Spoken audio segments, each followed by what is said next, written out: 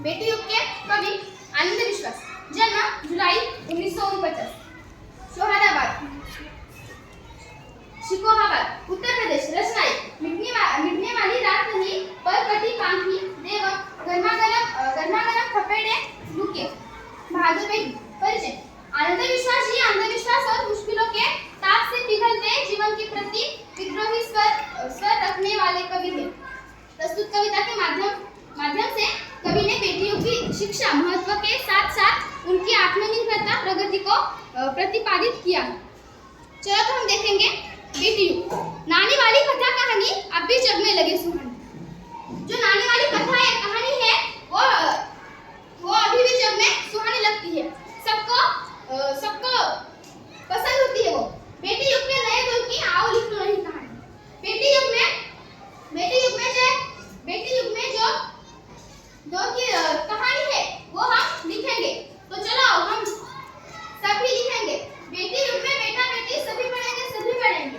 बेटी युग में बेटा और बेटी सभी पढ़ेंगे, सभी पढ़ेंगे।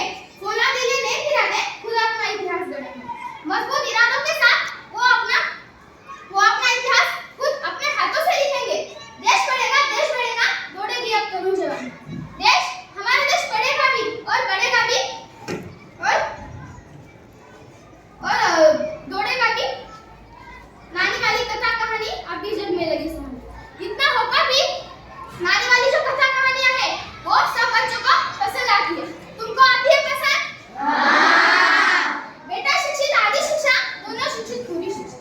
जब सिर्फ बेटा पढ़ेगा तो वो आदि शिक्षा होगी, और जब बेटियां भी पढ़ेंगी वो पूरी शिक्षा होगी। हमने सोचा मदर करो तुम, सोचो समझो करो शुरू।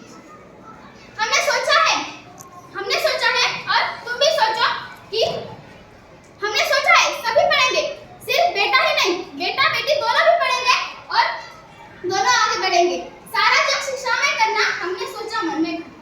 जब हम पढ़ेंगे तो सारा जग पढ़ेगा।